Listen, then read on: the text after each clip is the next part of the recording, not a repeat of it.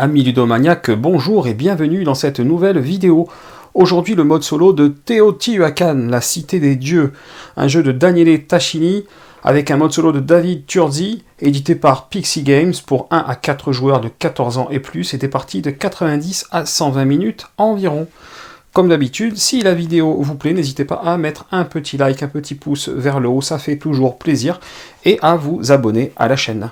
Concernant la mise en place du jeu, eh bien vous allez mettre le jeu en place comme dans une partie à 2 joueurs. Donc au niveau des modifications, eh bien d'abord le jeton lune ici sur le calendrier sur le chiffre 10.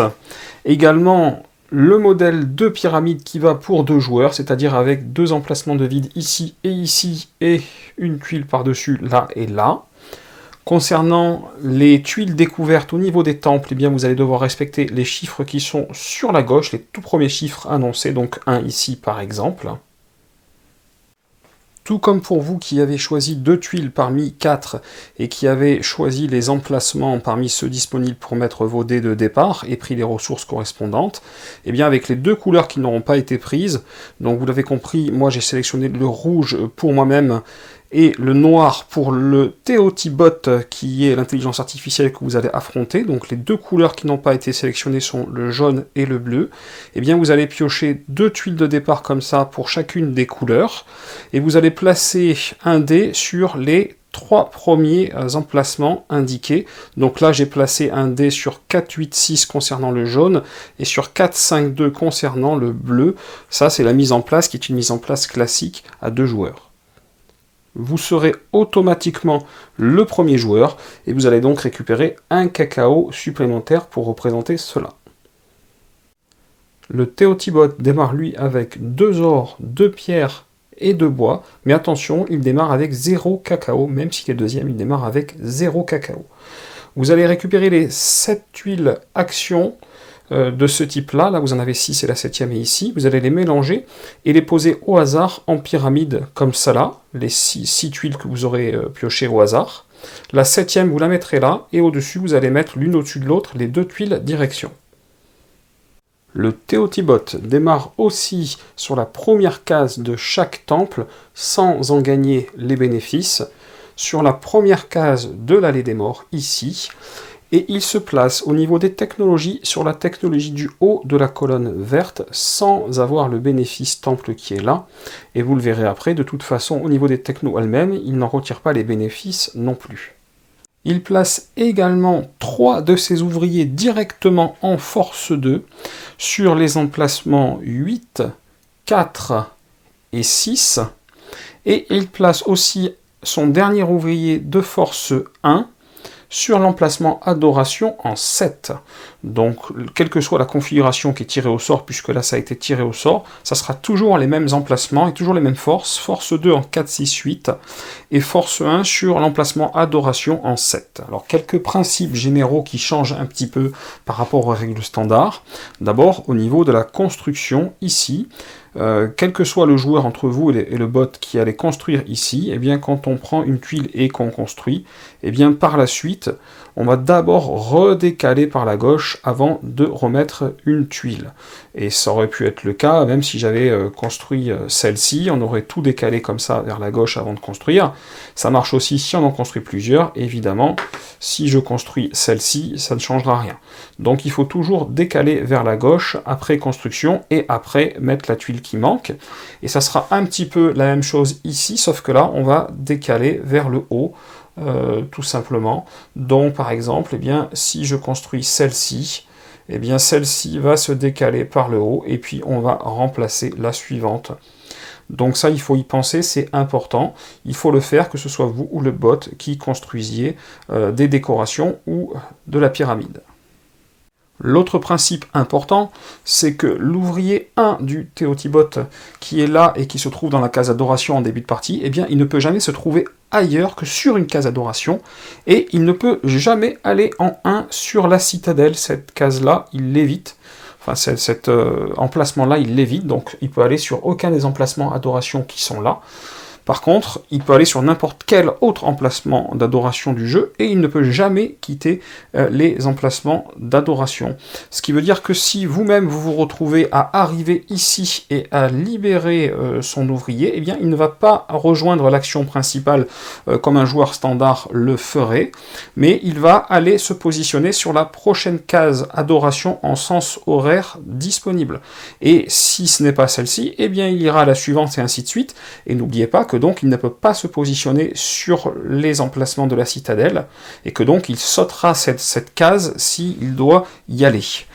Du coup, si jamais aucune case n'était disponible, ce qui a priori est plutôt rare, eh bien il libérerait un de vos ouvriers pour s'y mettre. Autre chose, c'est que quand vous l'obligez comme ça à quitter son emplacement pour aller sur l'emplacement suivant, eh bien évidemment on ne résout pas les effets de l'emplacement en question. Quand ça sera au tour du Teotibot de jouer, vous aurez besoin des 2 dés restants, des 2 couleurs qui n'ont pas été choisies ni pour vous ni pour le Teotibot. Et vous allez lancer ces dés. Et vous allez regarder les chiffres qui tombent et vous reporter grâce à ces chiffres à cette pyramide. Alors en fait, si vous faites 2 ou 3, vous allez réaliser l'action qui est en bas à gauche. Et après, vous allez remonter comme ça au fur et à mesure. 4 et 5, ça sera cette action-là que vous allez réaliser. 6, 7 et 8, ça sera cette action-là que vous allez réaliser. 9 et 10, ça sera celle-ci. Donc dans ce cas de figure, 9, ça serait cette action-là qu'il faudrait faire. Et ensuite, le 11 et le 12, vous allez faire cette action-ci. Vous allez résoudre l'action qui est indiquée, donc par exemple ici, la 9, et puis vous allez retirer la tuile de la pyramide, comme je viens de le faire. Et vous allez ensuite décaler les tuiles selon les directions qui sont indiquées ici. Donc par exemple, là, j'ai cette direction-là qui est indiquée, donc automatiquement, cette tuile-là va remonter ici. Et après, la deuxième direction, je ne peux pas l'appliquer, puisqu'il n'est plus possible de monter dans ma pyramide, donc je ne le fais pas dans ce cas de figure. Et enfin, je prends la tuile qui n'était pas dans la pyramide, je la rajoute, et ici, je remets la tuile qui était dans la pyramide. Et enfin, pour finir de compléter l'ensemble, je prends la première tuile ici, je la retourne, et je la fais glisser en dessous, en faisant remonter l'autre. Voilà comment on va faire pour réaliser les actions du Teotibot. À ce moment-là, quand l'action a été réalisée et qu'on a fait les manipulations que je vous ai montrées là, on vérifie également si le Teotibot possède 10 cacao ou plus dans ses ressources, et si c'est le cas, il va échanger chaque lot de 10 cacao contre 3 points de victoire immédiatement. Et enfin, on va bien entendu avancer le jeton soleil qui est là, comme à la fin du tour de n'importe quel joueur. Donc pour vous montrer quelques exemples, allez, on va y aller avec du 10, donc 9 et 10, c'est ici. Donc cette action-là va être réalisée, et après, on va faire ceci, donc ça va monter. Le deuxième, on ne peut plus le faire, donc ceci va revenir là. Ensuite, on va retourner ici pour faire remonter, hop, celle-là, et on est prêt pour rejouer un coup. Alors, on va y aller avec du 7. Eh bien, 6, 7, 8, c'est l'action du haut. Donc, on va faire celle-ci, puis on va faire ceci. Donc, cela va remonter ici. Puis, on va faire ceci. Donc, cela va remonter ici. Puis, ceci va venir ici. Ceci va venir là. On va retourner ceci et le faire glisser en dessous. Voilà, on va refaire encore une petite action on va remettre ça à l'endroit. On va refaire encore une petite action pour voir. Hop, on fait du 8, donc 6, 7, 8. Forcément, comme il y en a 3, ça arrivera le plus souvent. On fait cette action-là. Ceci remonte là comme indiqué. Ici, ceci remonte là comme indiqué. Ici, ceci va venir se positionner à la place. Et ceci va revenir en dehors. On retourne celle-ci qu'on fait glisser en dessous, et ainsi de suite. Voilà, ça c'est vraiment la mécanique d'action du bot. On est à 3, 2, 3, c'est celle-là. On fait cette action-là, rien ne peut remonter, donc automatiquement, celle-là vient remplacer. Hop, on fait glisser après avoir retourné, et ainsi de suite.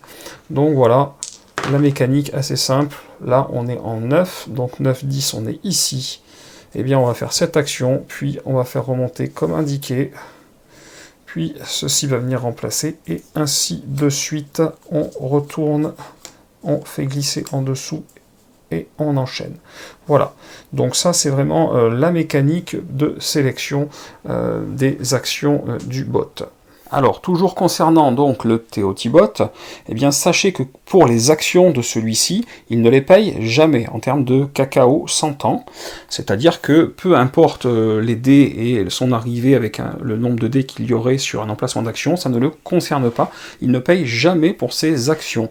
Le cacao qu'il va avoir va lui servir à faire les échanges à 10 contre 3 PV, comme je vous l'ai expliqué juste avant. De la même manière, s'il doit renforcer un de ses ouvriers sur l'ensemble du jeu, il va automatiquement vouloir renforcer l'ouvrier avec la plus grande force. Et s'il doit cibler le plus fort et qu'il y a égalité, eh bien il choisira le plus éloigné en sens horaire de la citadelle. Donc la citadelle est ici. Dans mon exemple, il a cédé ici, ici, ici, ses ouvriers. Donc ils sont tous à égalité. S'il devait choisir celui à renforcer le plus fort, ça serait celui-ci, car le plus éloigné de la citadelle. Si à un moment, pour X raison, vous devez cibler le moins fort et qu'il y a égalité, c'est l'inverse, ça sera le plus proche de la citadelle en sens horaire, donc le moins fort, il est ici tout simplement. Il faut savoir qu'à chaque fin d'action, il va déplacer un ouvrier, et non avant de faire l'action comme vous. Vous prenez votre dé et puis vous le déplacez et vous réalisez l'action de là où vous êtes arrivé. Lui, c'est l'inverse, vous allez le voir après. Il va réaliser l'action de là où il se trouve, et après seulement, il va bouger son dé. Il va automatiquement le déplacer en sens horaire de une case pour les dés qui ont une force de 3 ou moins, donc ce qui est le cas en début de partie. S'il devait réaliser par exemple cette action, ce dé-là viendrait se mettre automatiquement ici. Donc l'ensemble de ces dés 1, 2 et 3 se déplaceront d'une case en sens horaire, et donc les dés de force 4 ou 5 se déplaceront eux de 2 cases en sens horaire. Si celui-là était un 4 ou un 5 et qu'il réalisait cette action, il se déplacerait de 1 puis de 2 et il irait sur l'action des technologies. Il ignore toujours la citadelle et il ne s'arrête jamais dessus. Donc là, il ne peut pas s'arrêter. S'il y avait un dé noir ici qui réalisait l'action et qui devait avancer de 1, il arriverait là, c'est la citadelle, il l'ignore, donc il arriverait ici. Concernant l'avancée sur les temples qui sont là, eh bien, il faut savoir qu'il va toujours, s'il a le choix, essayer d'avancer celui sur lequel il est déjà le plus haut. Bien entendu, sauf s'il est déjà arrivé sur la dernière case du temple en question, sinon ça n'a pas de sens. Il faut savoir qu'en cas d'égalité, eh bien, il va essayer d'avancer le plus haut en partant de la gauche. Donc là, forcément, en début de partie, il est sur 1 partout. S'il a le choix d'avancer sur celui qu'il veut, il va automatiquement avancer sur le bleu d'abord, puisqu'il a le choix, il part toujours de la gauche pour trancher les égalités, si le plus haut est à égalité. Les tuiles découvertes qui sont sur les temples, l'ensemble des tuiles découvertes là, ne l'intéresse pas. Lui, il va toujours prendre la récompense qu'il y a en dessous. Voilà, donc il ne prendra aucune des tuiles. À chaque fois qu'il arrive sur un palier, il prend la récompense qu'il y a en dessous des tuiles. Et au niveau des gains de ressources, eh bien, s'il a le choix, il prend toujours là où il en a le moins. S'il est à égalité, il prendra toujours, dans l'ordre de préférence, de l'or, puis de la pierre, puis du bois. Donc évidemment, en début de partie, il commence avec 2 ors, 2 pierres et 2 bois, donc s'il se retrouvait à avancer ici, il serait à égalité dans les 3, donc il prendrait automatiquement un or, par exemple.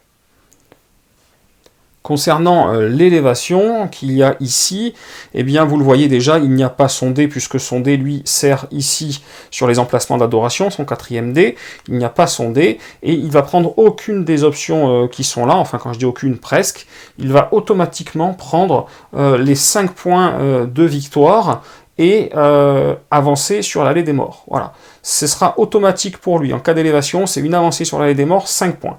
Il n'y a rien d'autre qui va l'intéresser. Je vais maintenant vous parler des tuiles actions, en commençant par ces 3-là qui ont un effet fortement similaire.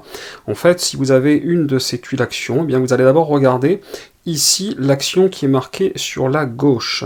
Et vous allez vérifier si le TETibot a un ouvrier sur l'action en question et les ressources nécessaires. Donc ici, eh bien c'est très simple. Par exemple, si je suis sur cette action, il est bien sur l'emplacement 8 et au début de la partie, il a bien 2 pierres.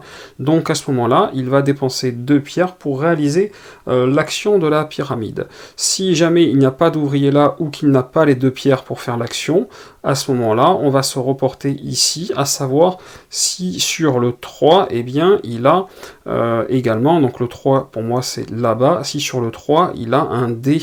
Et si c'est le cas, automatiquement, il prendra cette fois 2 pierres pour la présence de son dé là-bas. S'il a réalisé l'un ou l'autre, le 8 ou le 3, eh bien automatiquement il va augmenter la force de l'ouvrier qui a fait l'action de 1, et puis il va faire avancer cet ouvrier en sens horaire de 1 ou 2 cases, selon que l'ouvrier, je vous le rappelle, est de force 1, 2, 3, ou de force 4 ou 5. S'il est de force 6, bien sûr, il va faire une élévation de manière standard.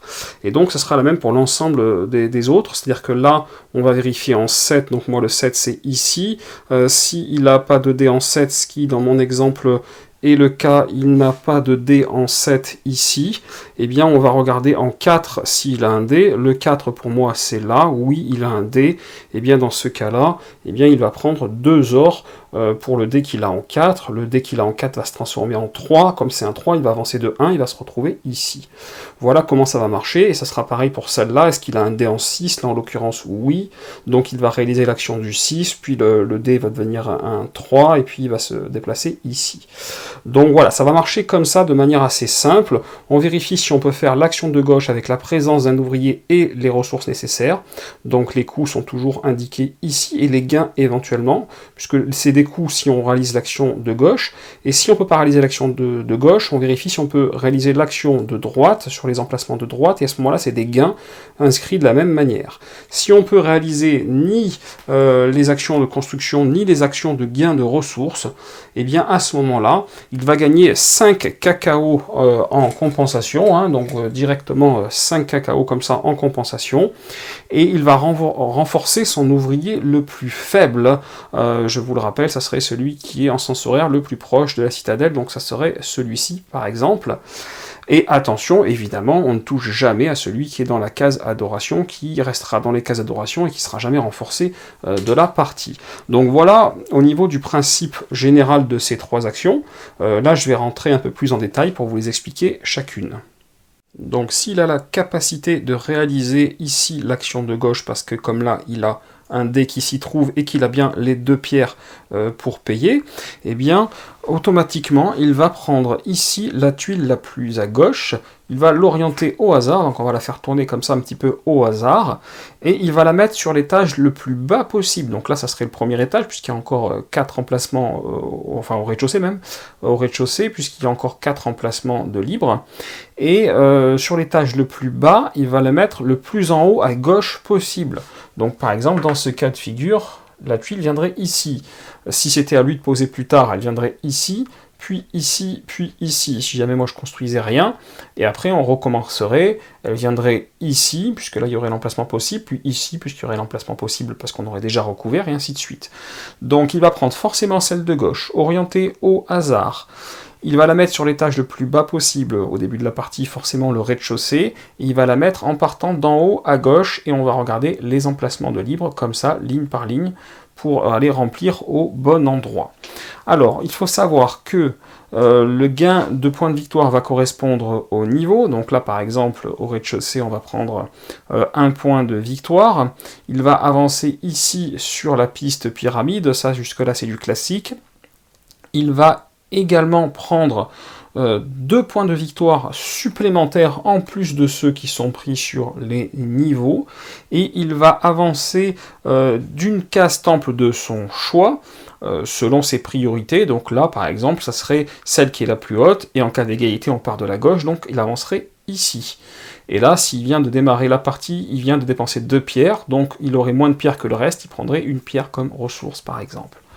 Donc voilà comment ça va se passer au niveau de la pyramide, et donc comme je vous l'avais expliqué, ça glisse automatiquement comme ça, et puis on remplace de l'autre côté.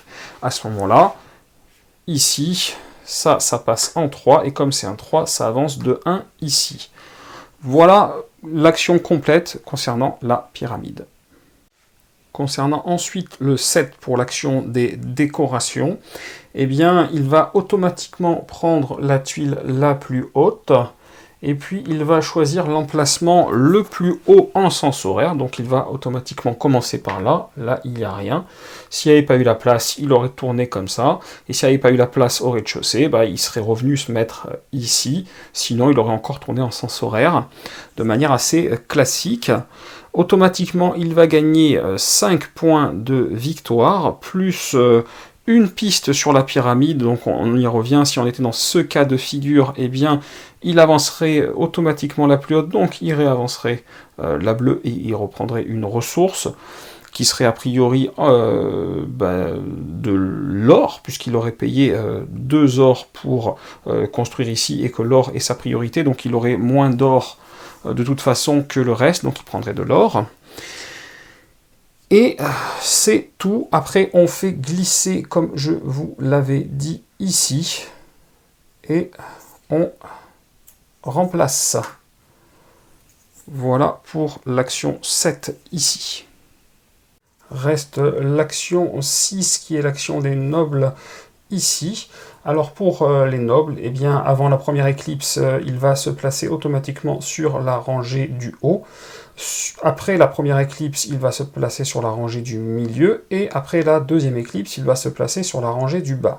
S'il advenait qu'ils doivent se placer sur une rangée et qu'elle soit pleine, il se rabattrait sur l'emplacement avec le moins de points de victoire restant possible. Donc par exemple, si la rangée 2 était pleine, il se rabattrait quelque part très certainement sur la rangée 1 pour ce faire. Il va automatiquement gagner les points de victoire indiqués sur la case qu'il vient d'occuper et avancer de 1 sur l'allée des morts, sachant que s'il atteint une dalle palier comme ceci sur l'allée des morts, ça sera comme pour les temples, il ne peut collecter aucune de ces tuiles, et à la différence des temples, comme il n'y a rien en dessous, eh bien il ne collecte rien sur un palier de l'allée des morts. Concernant cette tuile action, avec l'emplacement numéro 5, l'alchimie, eh bien, il va lui falloir un or, comme vous le voyez là, et bien entendu un ouvrier. Là, il y en a un pour réaliser l'action. S'il a bien un ouvrier sur l'emplacement et un or à dépenser, eh bien, il va choisir parmi les technologies restantes, la technologie de plus faible valeur qui n'a pas de jetons. Donc sinon, ça sera celle de plus faible valeur tout court, mais à ce moment-là, ça veut dire qu'il va se positionner sur une où vous êtes là, et il vous donnera bien les 3 PV comme en temps normal. Donc il va automatiquement choisir celle de plus faible valeur, et celle qui ne contient pas déjà un de vos jetons. Donc dans ce cas de figure, il choisirait automatiquement celle-là. Si on était par exemple comme ça, il choisirait automatiquement celle-là. Et puis si on était comme ça, il irait choisir celle-là, et ainsi de suite. Il va privilégier la plus faible valeur qui ne contient pas déjà vos jetons, et les siens bien entendu, puisque ça serait inutile et illégal. Et donc il va se contenter de se positionner comme ça en payant son or, et il va se positionner tout simplement. En termes de gain, eh bien, il va gagner l'avancée sur le temple correspondant, donc c'est-à-dire que dans ce cas de figure, eh bien, s'il se place ici, il va gagner l'avancée sur le bleu, hop, il va arriver ici, et là je vous le rappelle, il ne peut pas prendre de tuiles, donc là il va prendre une ressource de son choix, en fonction de celle qu'il a le moins, et sinon en fonction de ses priorités. Je vous rappelle que dans tous les cas, il ne bénéficie pas des effets même des tuiles technologie. Il se pose dessus, mais il ne prend pas l'effet. Et s'il n'a ni l'ouvrier sur la case, ni l'or, ou s'il a l'ouvrier, mais qu'il n'a pas l'or, et bien à ce moment-là, il ne peut pas réaliser l'action, et à ce moment-là, on va faire ce qu'il y a indiqué ici, c'est-à-dire qu'il va renforcer 2 fois son ouvrier le plus faible, et il ne le déplacera pas par la suite. Donc dans ce cas de figure, s'il a bien réalisé l'action, automatiquement le 3 se transforme en 4, et comme c'est un 4, il va avancer de 2, 1, et là, vous êtes hors cadre 2, mais donc il avance tout là-haut, parce que je vous le rappelle, 1, 2, 3, vous avancez de 1, et 4 et 5, vous avancez de 2, et vous avancez toujours, a priori, après les actions.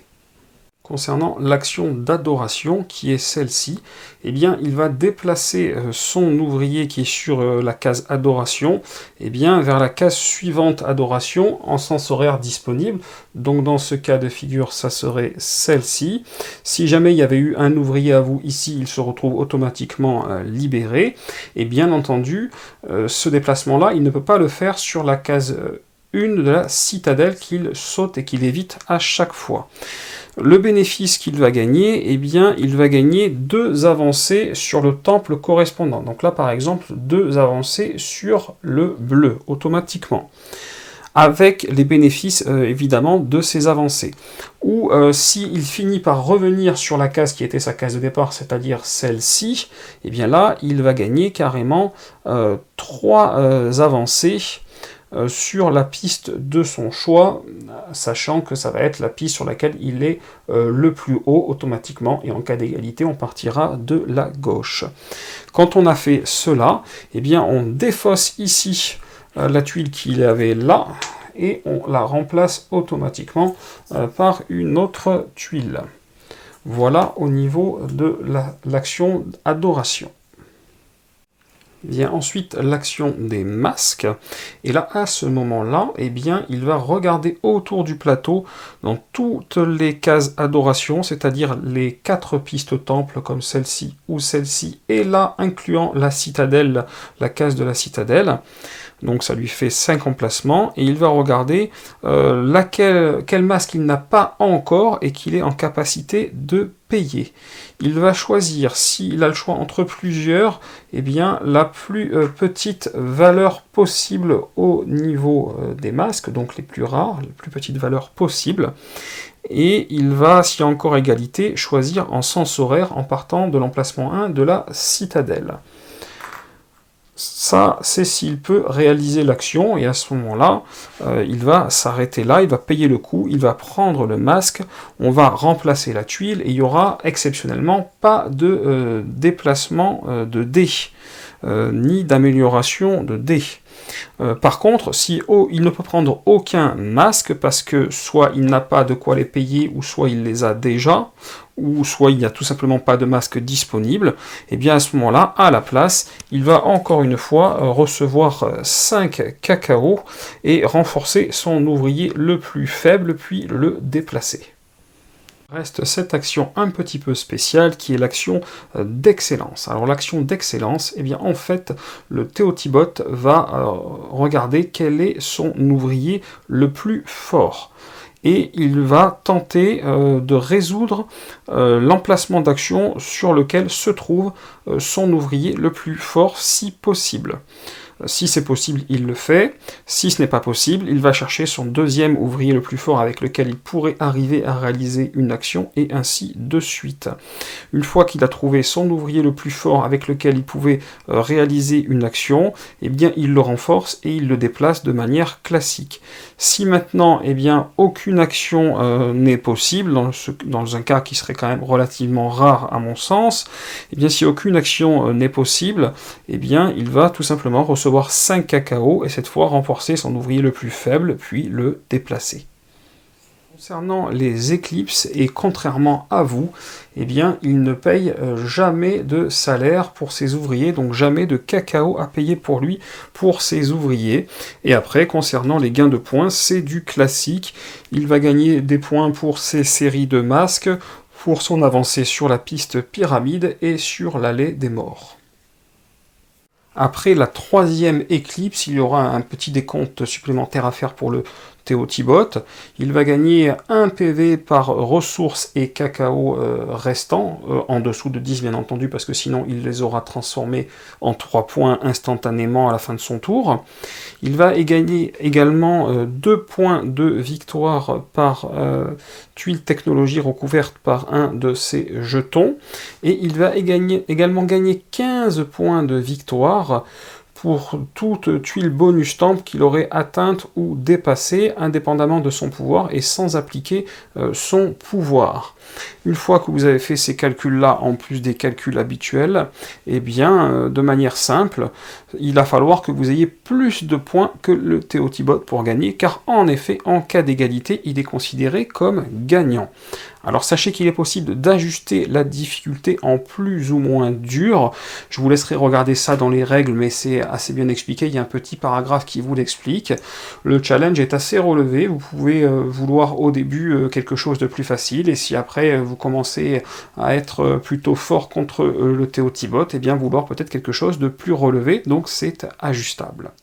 Voilà pour ce mode solo de Teotihuacan, la cité des dieux. Un mode solo qui est un petit peu dur à appréhender la première fois que vous jouez, et puis assez rapidement vous allez prendre l'habitude du fonctionnement du bot et arriver à jouer de manière tout à fait fluide, donc je le trouve plutôt bien fait. Si cette vidéo vous a plu, n'hésitez pas à mettre un petit pouce vers le haut, ça fait toujours plaisir, et à cliquer en bas à gauche pour vous abonner si ce n'est pas déjà fait. Et chers amis ludomaniaques, je vous dis à très bientôt pour une prochaine vidéo.